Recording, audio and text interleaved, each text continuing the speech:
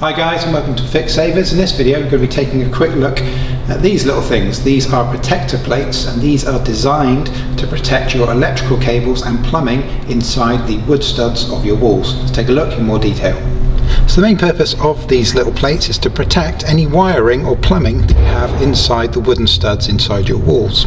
So as you'll see in a moment, these will actually be fitted to the front of the stud, just here, and they sit in behind your drywall, and that's going to stop you accidentally driving a nail or a screw through into your electrical wiring or your plumbing.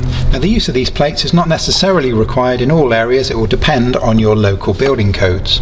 Now there's quite a common rule of thumb as to whether these are required or not. Like I said, it's not necessarily set in stone. You do need to check your local building code, but usually on a this is a 6-inch stud, provided that your hole is pretty much in the middle. You can see this one's actually slightly forward of the middle.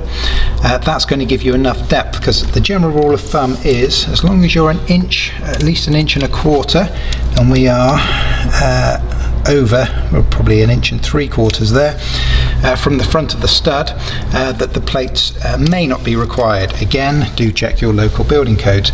The thought process behind that is your standard drywall screw is 1.5 inches. So by the time you've packed this out by 1/2 inch with your drywall and screw through, even you're going to inset that screw into your drywall, it's not going to reach, as long as you've got at least 1.25 inches there, it's not going to reach inside here. So that's a rule of thumb, but like I said, do check your local codes. Now even if your local code says that you don't require these plates, these are something that you might want to install, because they are an excellent way of safeguarding your electrical work and your plumbing work once you put your drywall on.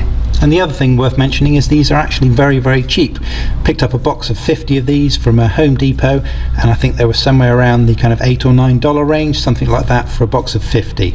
So you can do a garage or a full room very, very inexpensively, and so for a bit of extra peace of mind, they're definitely a good investment. So another factor, if you're thinking should I use these or not, is to think where your install is going to be inside your wall. If you look at the average kind of installation height for a receptacle, it's going to be somewhere around this kind of level, and you're not going to be really hammering many things into your wall at that kind of level. If however you have electrical wiring or plumbing work that's going in the kind of 4 to 6 foot region, then that's exactly where you're going to be doing things like hanging pictures and mirrors and all that kind of thing. So that is going to be exactly where you're going to be wanting to drive your screws in.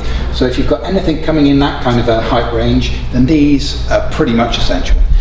So as you can see, these do have their own little kind of nails built in. So all we're going to do is get that aligned so that the middle of it is approximately where our wiring or our plumbing is, and then we're going to hit this with a hammer, top and bottom. Now when you're hitting this with a hammer, obviously don't hit the middle, because that's going to bend the plate. Only hit the ends where the built-in nails are located.